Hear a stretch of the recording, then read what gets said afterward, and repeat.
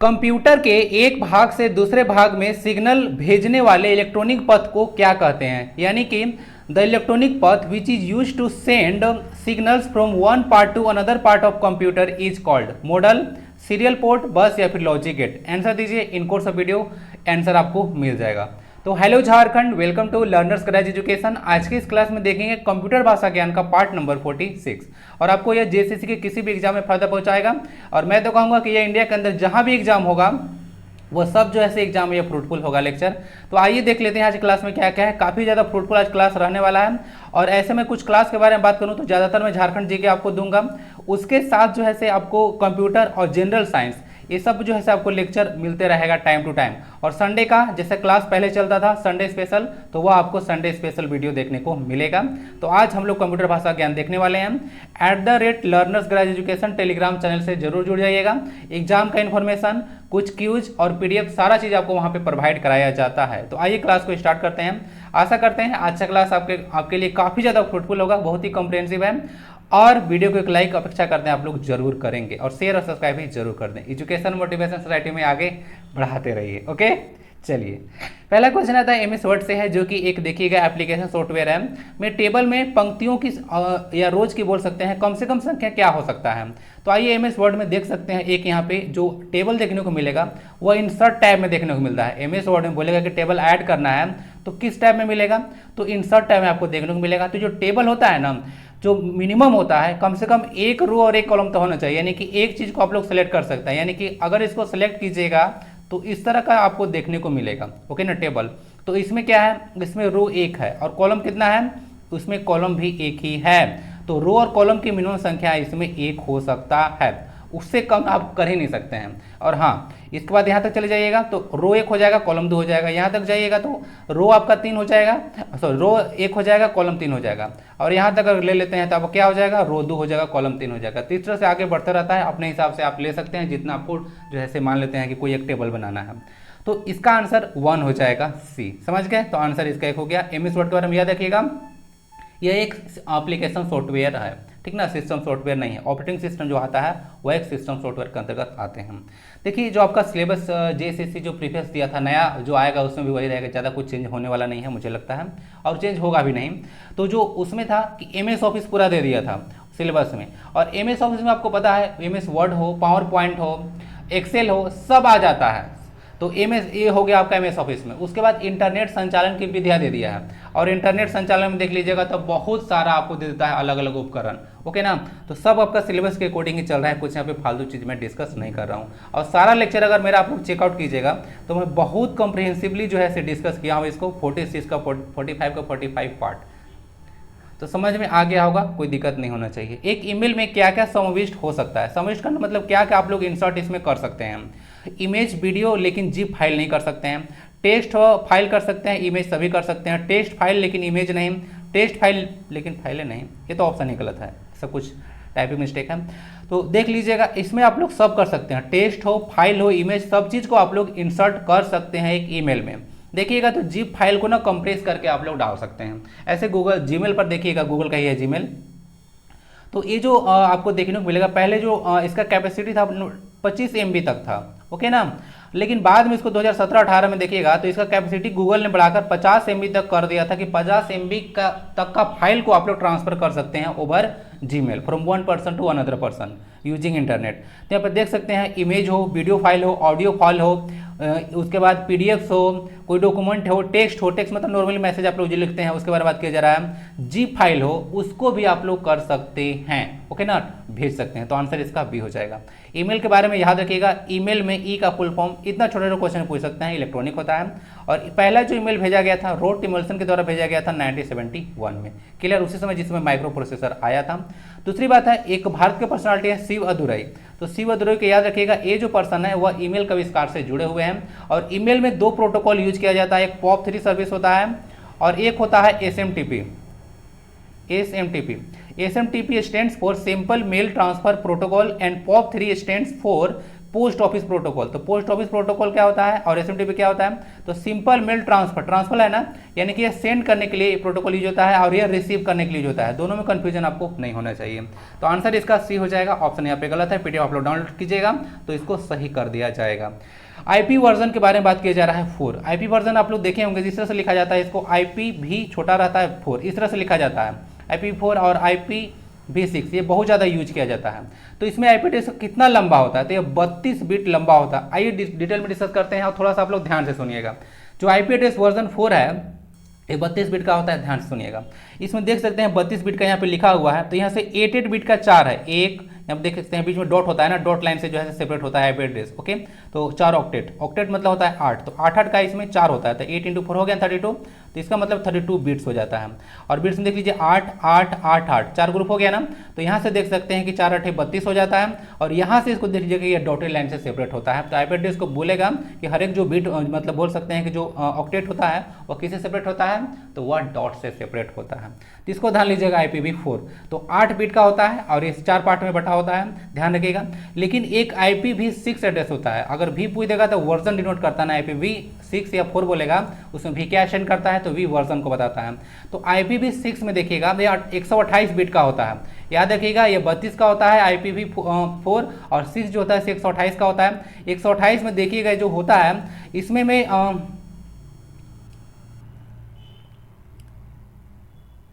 Okay अब एक यहाँ पे लिखा हुआ नहीं है तो इसको मैं कुछ बताना चाहूँगा। जैसे कि यहाँ पे 8 बिट का लिखा हुआ था ना, तो 8 बिट का कितना बन जाएगा? तो 8 बिट का देखिएगा तो एक 8 एक 8 ऐसे करते करते 16 8 जा होता है 128, तो 16 को आपको देखने को मिल जाएगा ऑक्टेट, समझ गए? तो इस तरह से इसको ध्यान रखिएगा। IPv6 में 128 बिट का होता है या 32 बिट का होता है। आंसर इसका ए हो गया।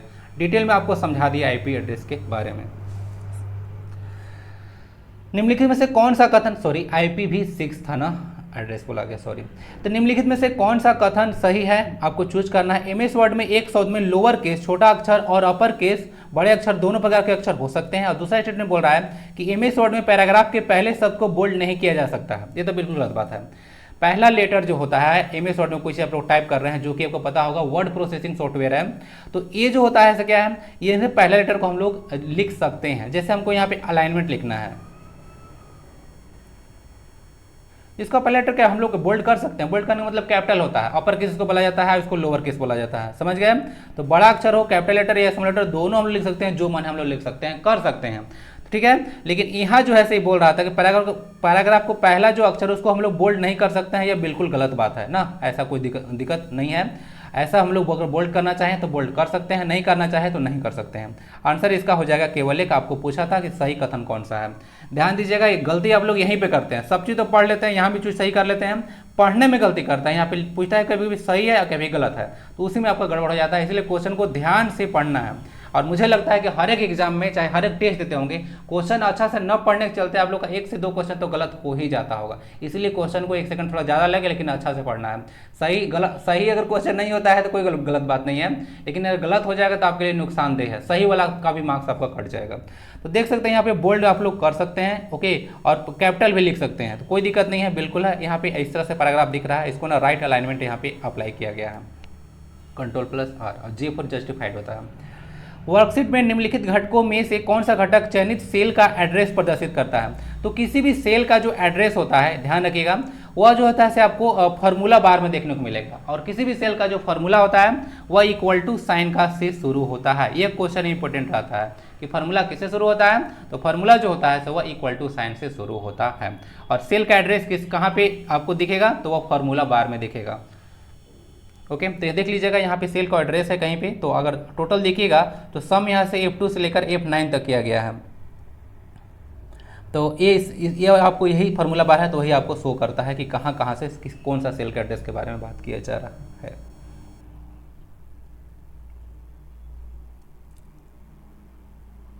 नेक्स्ट क्वेश्चन ध्यान सुनिएगा। इंटरनेट पर फाइलों को एक नोट से, और जो MS एक्सेल है वह एक डेटा प्रोसेसिंग सॉफ्टवेयर है। अगर पूछेगा कि अगर आपको चार्ट बनाना है, बहुत ज़्यादा टेबल बनाना है, जैसे कि पाई चार्ट हो गया, आप लोग बहुत ज़्यादा टेबल बनाना है, पिक्टोग्राफ बनाना है, ओके, तो इस सब के लिए आप लोग MS एक्सेल यूज करते हैं। यह एक डेटा प्रोसेसिंग सॉफ्टवेयर है, याद रखिएगा। और ये भी एक एप्लीकेशन सॉफ्टवेयर ही है।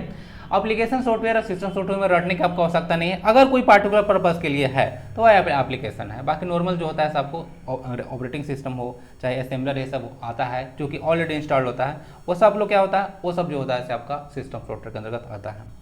इंटरनेट पर फाइलों को एक नोड से दूसरे नोड में स्थानांतरित करने के लिए निम्नलिखित में से किस प्रोटोकॉल का प्रयोग किया जाता है? वही क्वेश्चन था जो आपको शुरू में पूछा गया था। एक क्वेश्चन में चारों को मैं डिटेल में डिस्कस करूंगा, ध्यान से सुनिएगा आप लोग। HTTPS है, HTTP है, POP है और FTP है, सारा का फुल फॉर्म देख लीजिएगा, पूछा जाता है। तो इसका आंसर FTP होगा, फाइल ट्रांसफर प्रोटोकॉल। तो अगर एक कंप्यूटर से दूसरे कंप्यूटर तक आपको फाइल ट्रांसफर करना है ओवर इंटरनेट के यूज करके, तो वहाँ पे ना फाइल ट्रांसफर प्रोटोकॉल का यूज किया जाता है, ठीक है, इसको ध्यान रखिएगा। दूसरी बात है HTTP क्या है, तो यह हाइपर मीडिया फाइल्स के लिए होता है। अगर कोई डॉक्यूमेंट को क्रिएट करना है such as HTML, hyper text markup language, अगर HTML डॉक्यूमेंट बनाते हैं तो वहाँ पे HTTP यूज आप लोग करते हैं। और HTTPS कहीं पे लिखा हुआ है तो इस का मतलब होता है सिक्योर, यानी कि HTTP का ही ये बोल सकते हैं कि सिक्योर वर्जन है। तो कहीं भी सर्च करते हैं तो अगर HTTP है तो समझ लीजिए कि वो वेबसाइट कम सिक्योर है, और एस लगा हुआ है तो समझिए कि वो वेबसाइट ज़्यादा सिक्योर है। गूगल का सर्च कीजिएगा तो जो है से एस आएगा ही आएगा, क्योंकि गूगल का जितना भी चीज़ है काफ़ी ज़्यादा सिक्योर है, उस पर आप लोग भरोसा कर सकते हैं आंख बंद कर। और पोप तो बताया था पोस्ट ऑफिस प्रोटोकॉल होता है और इसको ईमेल में काफ़ी ज़्यादा यूज किया जाता है। तो आंसर आपका हो गया फाइल ट्रांसफर प्रोटोकॉल, HTML है। निम्नलिखित MS एक्सेल फार्मूला का परिणाम क्या होगा? तो देखिए सब ऐसे साइन है, एक स्टार का साइन हो जाएगा, एडिशन सब्ट्रैक्शन है, ये सब ना ऑपरेटर कहे जाते हैं एक्सेल में। तो ऑपरेटर क्या होता है, कोई पार्टिकुलर फंक्शन को कैलकुलेशन को कर देता है। जैसे ये वाला ऑपरेटर लगाइएगा तो डिवाइड का साइन है, ये वाला मल्टीप्लाई का साइन होता है, एडिशन होता है, सब्ट्रैक्शन होता है। तो ये सब अलग अलग ऑपरेटर होते हैं जो कि पार्टिकुलर ऑपरेशन को परफॉर्म करते हैं। ओके, चलिए तो इसका ना रिजल्ट 0 हो जाएगा। जैसे डिवाइड कीजिए 8/4 2 आएगा, 2/2 1 हो गया, और उसके बाद 2 - 2 2/2 1 हो गया, तो 1 - 1 इसका रिजल्ट 0 हो जाएगा। तीसरा से इसका काम करना, तो आंसर इसका ये हो जाएगा। MS वर्ड में किसी पैराग्राफ का चयन करने के लिए निम्नलिखित में से किस माउस क्लिक का उपयोग किया जाता है? कहने का मतलब है कि माउस को आप लोग कितनी बार क्लिक करना है, अब लेफ्ट क्लिक करना है कि राइट क्लिक करना है।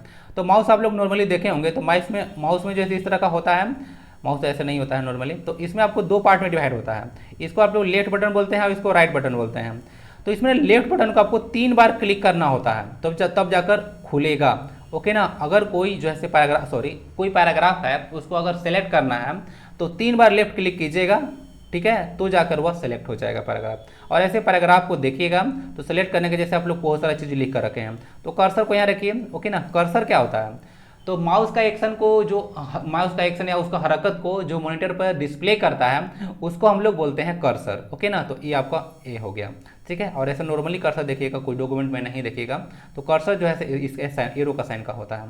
हाँ, तो बात कर रहा था यहाँ से है, तो इसके बाद जो है से लेफ्ट क्लिक मतलब माउस का जो लेफ्ट बटन उसको प्रेस कीजिए, और उसके बाद जो है से माउस को स्क्रॉल कीजिए। स्क्रॉल मतलब खिसकाना होता है, तो आगे पीछे इसको खिसकाइए थोड़ा, तो अपने आप जैसे सेलेक्ट आपका होने लगेगा। जितना दूर तक आपको सेलेक्ट करना है कर सकते हैं, क्लियर, ते होता है। तो ट्रिपल लेफ्ट क्लिक होगा इसका आंसर। ओके ना। चार्ल्स बेबेज ने निम्नलिखित में से कौन सी मशीन बनाई थी? तो वैश्लेषिक इंजन था, डिफरेंस इंजन था, अंकगणित इंजन था, उसका सारणीयन था और फिर छेदित कट था। तो आंसर इसका ही हो जाएगा, वो जो बनाया था वो डिफरेंस इंजन था, या फिर इसको एनालिटिकल इंजन आप लोग बोलते हैं, याद आ रहा है? तो एनालिटिकल इंजन का निर्माण किए थे चार्ल्स बेबेज। अब पता है इनको, पता होगा, यह फादर ऑफ कंप्यूटर कहे जाते हैं। और कंप्यूटर लेख क्या है, एक लैटिन भाषा का शब्द है, सही है। अब ओके, और 2 दिसंबर को आप लोग कंप्यूटर दिवस मनाते हैं। आंसर इसका ही हो गया। और मदर ऑफ कंप्यूटर लेडी एडा लवलेस कही जाती है। और पहला जो कैलकुलेटिंग डिवाइस था पूछेगा, ओके ना, तो एबेकस बोल दीजिएगा ना, कि पहला जो कैलकुलेटिंग डिवाइस था वर्ल्ड का वो एबेकस था। इस तरह से देखे होंगे आप लोग, इस तरह का होता है, आप लोग पढ़े भी होंगे, इसमें 2 डॉट 3 डॉट इस तरह से होता था, इसको एबेकस बोला जाता था। तो पहला कैलकुलेटिंग डिवाइस एबेकस ही था। जब आप एक एक्सेल सेल में कोई मान दर्ज करते हैं और इंटर कुंजी दबाते हैं तो डिफॉल्ट रूप से क्या होता है? तो देखिए इसका क्या रिजल्ट होगा। तो मान लेते हैं कि आप लोग ने सेल, तो आप लोग बताया था कि सेल क्या होता है, जिस तरह का जो लाइन दिखता है MS एक्सेल में, इस तरह का खाली प्लेस जो दिखता है जहाँ पर वर्किंग एरिया होता है उसको आप लोग सेल बोलते हैं। तो सेल में मान लेते हैं कि यहाँ पे कोई डेटा आप लोग जो है से डाल दिए, और उसके बाद आपका कर्सर अभी यहाँ पे दिख रहा है और आपने इंटर बटन को प्रेस कर दिया, तो उसके बाद क्या होगा, इसके जो नीचे का जो लोअर वाला जो बॉक्स है उसमें ऐसे कर्सर यहाँ पे आ जाएगा, ठीक है ना। तो कर्सर यहाँ पे चला जाएगा, इसका मतलब है कि ये कंप्लीट हो चुका है। और अगला वाला सेल में आपका वैल्यू जो है से आपको इंटर करना है, मतलब आगे आपको वैल्यू उसमें डालना है। तो इसके बाद जस्ट इंटर करने के बाद इसके जस्ट नीचे वाले सेल में कर्सर आ जाता है या खिसक जाता है। तो यही होता है, ध्यान रखिएगा। इंटर करने के बाद किसी सेल में कोई अगर वैल्यू ऐड इंटर कर दिया आपने और उसके बाद इंटर बटन दबा दिया, उसके बाद जो है या उसके जस्ट नीचे वाला सेल में आ जाएगा, ओके ना। और ग्रुप ऑफ सेल को क्या बोलते हैं जरा ये बताइए। कंप्यूटर में किसकी सहायता से परिकलन किया जाता है? परिकलन मतलब होता है कैलकुलेशन। तो जितना भी आपको कैलकुलेशन होता है उसका सारा का काम दारोमदार जो होता है एलयू के पास होता है, अरिथमेटिक एंड लॉजिक यूनिट, यही होता है एलयू। 3 पार्ट होता है इसका, आपको बताया था।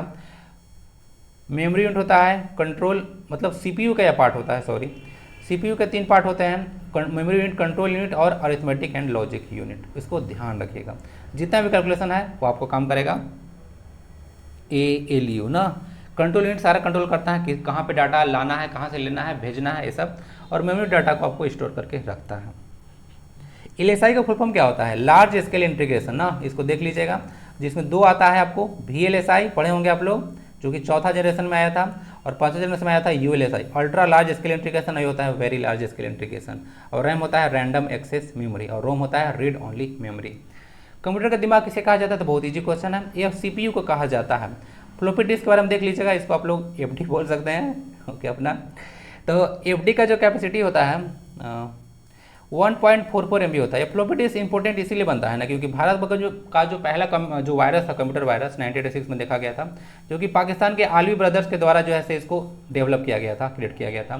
तो पहले टाइम जो आया था ना, वो फ्लॉपी डिस्क को ही अफेक्ट किया था, इसीलिए इंपॉर्टेंट बन जाता है।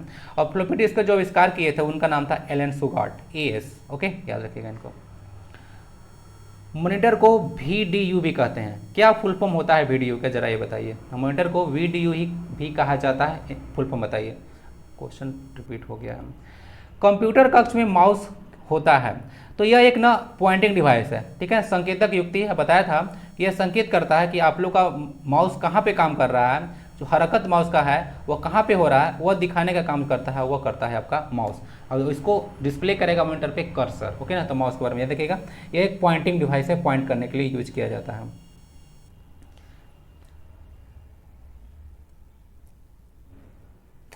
शायद आज जो क्लास में ले रहा था उसमें क्वेश्चन नहीं था ना, माय मिस्टेक, वह क्वेश्चन नहीं था। कंप्यूटर के एक भाग से दूसरे भाग में सिग्नल भेजने वाले इलेक्ट्रॉनिक पथ को क्या कहते हैं? तो इसको ना बस कहा जाता है, ठीक है। तो ध्यान रखिएगा, बस आखिर होता क्या है। तो बस जो होता है ना, अगर देखिए कंप्यूटर का बहुत सारा कंपोनेंट है, तो एक कंपोनेंट दूसरे कंपोनेंट के साथ काफ़ी तार से जुड़ा होता है। इसका कंपोनेंट इसके साथ तार से जुड़ा रहेगा, इधर से उधर, ओके ना, ये सब जुड़ा रहेगा। तो काफ़ी जो है तार से सब जुड़ा रहता है, तो वही पाथ को ना बस कहा जाता है, समझ गए। तो इसका आंसर ये हो जाएगा। सीरियल पोर्ट देखिएगा, एक तरह का पोर्ट होता है, और इसके बारे में कहा जाता है, इसको देखिएगा आप लोग, तो इस तरह का आपको देखने को मिलेगा। यह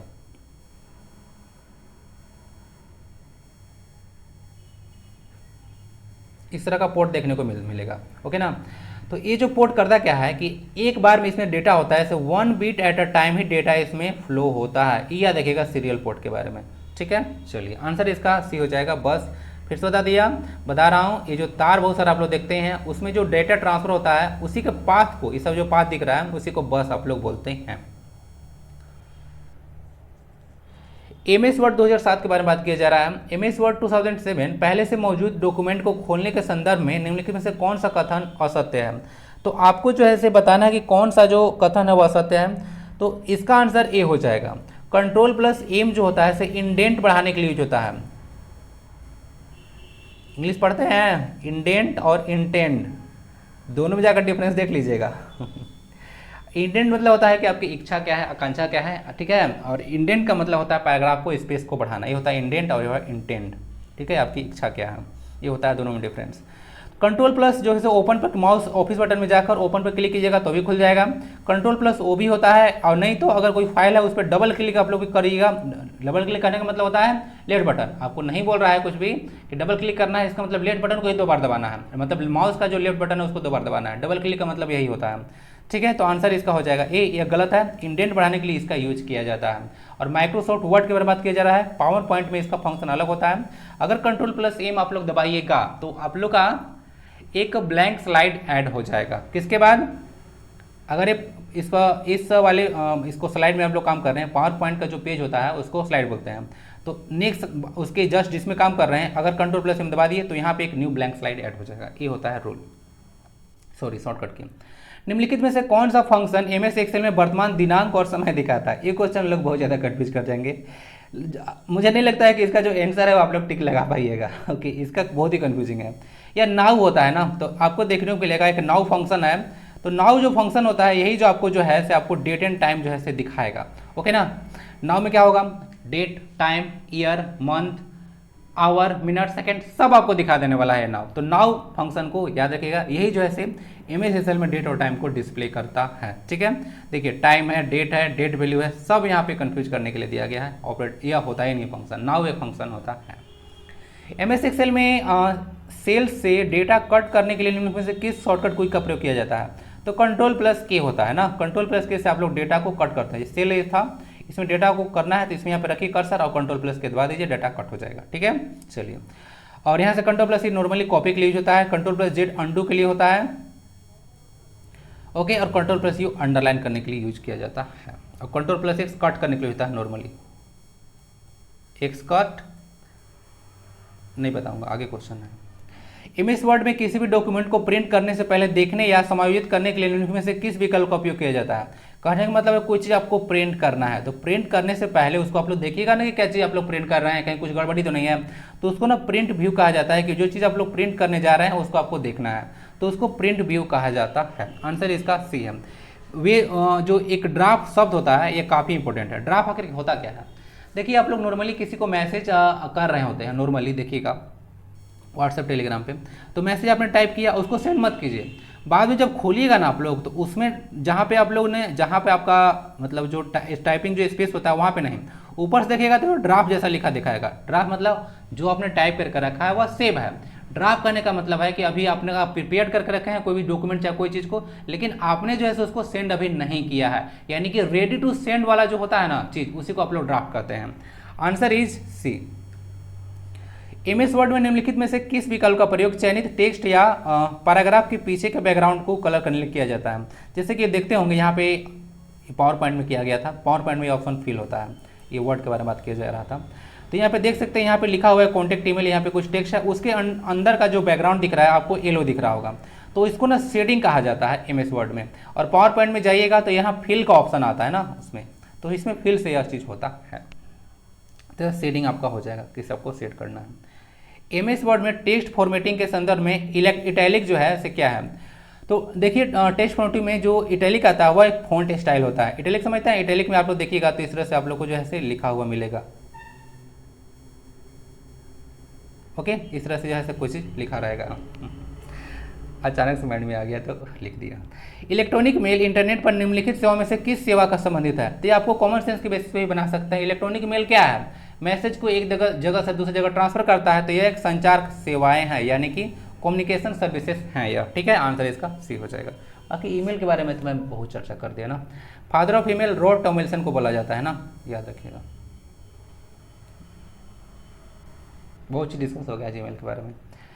निम्नलिखित में से कौन सा एमएस एक्सेल में वर्तमान चयन एक्टिव सेल का एड्रेस को दिखाता है? तो ये फार्मूला बार होता है। तो वर्तमान में जहाँ एक्टिव सेल है या वर्तमान जो चयन आप लोग किए हैं वो फार्मूला बार में डिस्प्ले होता है। क्वेश्चन रिपीट कैसे हो गया? निम्नलिखित में से कौन सा इंटरनेट पर दिखाई देने वाला प्रत्येक वेब पेज से जुड़े विशिष्ट एड्रेस को संदर्भित करता है? देखिए यहाँ पर वेब पेज आप लोग खोलते हैं, वेब पेज होता है ग्रुप ऑफ वेबसाइट जो हो जाता है, अगर देखिएगा पेज का अलग अलग तो उसको आप लोग वेब पेज बोल देते हैं। तो यहाँ पे देख लीजिए मतलब ग्रुप ऑफ वेब पेजेज को वेबसाइट कहा जाता है, गलती बोल दिया था शायद, क्या बोला? ग्रुप ऑफ वेब पेजेज को वेबसाइट कहा जाता है, इसको देखिएगा। तो यहाँ पे अलग अलग आपको वेब पेज देखने को मिल रहा होगा, तो इस पेज का एक अलग एड्रेस होगा। जैसे आप लोग कोई भी आप लोग मतलब खोलते हैं तो उसके जो है से क्रोम में खोलते होंगे तो उसको आप लोग ना ट्रिपल डॉट पे क्लिक कीजिएगा तो आपको देखने को मिलेगा कि वहाँ पे होगा सेंड का ऑप्शन होगा, ठीक है, या फिर सेव का ऑप्शन होगा। तो हर एक जो है पेज खुला है उसका एक एड्रेस होता है। अगर उस पेज का मतलब जहाँ पे आपने खोला है उसको आप लोग सेंड कर दीजिए किसी को, तो अगर वो उस लिंक पे क्लिक करता है तो सीधे सीधे वही पेज पे पहुंच जाएगा जो आपने देख रहा था, जो आपने सेंड किया है। तो ये होता है, तो हर एक सेल का या हर एक पेज का एक एड्रेस होता है। जिसको आप लोग बोलते हैं URL, यूनिफॉर्म रिसोर्स लोकेटर। हर एक पेज का एक यूनिक एड्रेस होता है, ठीक है, सबका अलग अलग होता है, तो ये होता है URL। Okay, www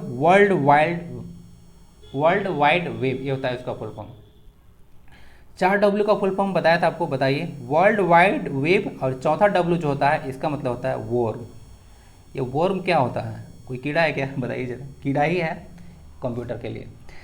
email header में पाई जाने वाली एक फील्ड BCC का पूर्ण रूप क्या है, तो ये ब्लाइंड कार्बन कॉपी होता है। सॉरी, ये नहीं होगा, ब्लाइंड कार्बन कॉपी, आंसर इसका सी हो जाएगा, ब्लाइंड कार्बन कॉपी होता है। बहुत सारा फील्ड आपको ईमेल आप लोग सेंड करते होंगे तो देखने को मिलेगा। 2 क्या होता है, 2 जो होता है रिसीवर का एड्रेस होता है। यहाँ पे फ्रॉम दिख नहीं रहा है, फ्रॉम जो होता है वह सेंडर का एड्रेस होता है, ये सब चीज़ याद रखिएगा। CC होता है कार्बन कॉपी, यानी कि सबके पास भेज देना है, और BCC होता है ब्लाइंड कार्बन कॉपी ना, ब्लाइंड होता है ब्लैंक नहीं, ध्यान रखिएगा। आपको फंसाने के लिए ये सब ऑप्शन डाल सकता है, था का ऑप्शन नहीं था, तो देख लीजिएगा ब्लैंक कार्बन कॉपी दे सकता है, तो इस होता है ब्लाइंड कार्बन कॉपी। अब यह क्या होता है, यह सिक्योर करने के लिए होता है कि आपको अगर चाहते हैं किसी को जो है मैसेज नहीं करना है, सीक्रेट रूप से भेजना है, तो BCC वाले फील्ड में उसका एड्रेस डाल दीजिए, ठीक है। इसका समझ गए, ब्लाइंड कार्बन कॉपी होता है। सेंडर का एड्रेस 2, सेंडर का फ्रॉम होता है, रिसीवर का 2 होता है, CC BCC होता है। सब्जेक्ट में कुछ जो आपने चीज़ भेज रहे हैं वह किसके बारे में है, वह बताता है सब्जेक्ट, नॉर्मल समझते होंगे subject. That's it for this class. आशा है क्लास काफ़ी फ्रूटफुल रहा होगा, काफ़ी चीज़ आपने सीखा होगा। PDF जाकर टेलीग्राम से डाउनलोड कर लीजिएगा, और बाकी वेट कीजिए, कल से फिर से झारखंड जी के आएगा। झारखंड जी के जनरल साइंस कंप्यूटर ये सारे लेक्चर मैं आपको बहुत डिटेल में प्रोवाइड कराने वाला हूँ। ऐसे तो कम होगा नहीं, जनरल साइंस आप लोग देखिएगा तो 20 से 20 × 3 कर लीजिए, 60 आ जाएगा। फिर अगर कंप्यूटर देखिएगा तो 20 × 3 मल्टीप्लाई कर लीजिए, और झारखंड जी कीजिए तो 40 × 3 मल्टीप्लाई कर लीजिए। पेपर 1 के बारे में आप लोग ना चिंता छोड़ सकते हैं, कभी कभार मैं देता रहूँगा। पेपर 1 नहीं, पेपर 2 और पेपर 3 पर आप लोग ज़्यादा फोकस कीजिए। पेपर 1 तो ऐसे ही निकल जाएगा, ज़्यादा टफ नहीं होता है, हिंदी का पैसे जाता है, इंग्लिश का कुछ भी क्वेश्चन जैसे आप लोग अटेम्प्ट कीजिएगा तो पेपर 1 हो जाएगा। नेगेटिव मार्किंग है लेकिन उतना टफ आप लोग के लिए नहीं होगा, तो पेपर 2 और पेपर 3 पर ज़्यादा फोकस कीजिएगा तो सही रहेगा, ठीक है आपके लिए। मिलते हैं फिर अगले क्लास में, सब्सक्राइब शेयर जरूर कर दें और लाइक तो जरूर करना है आपको। मिलते हैं फिर अगले क्लास में। वंदे भारतम, जय हिंद।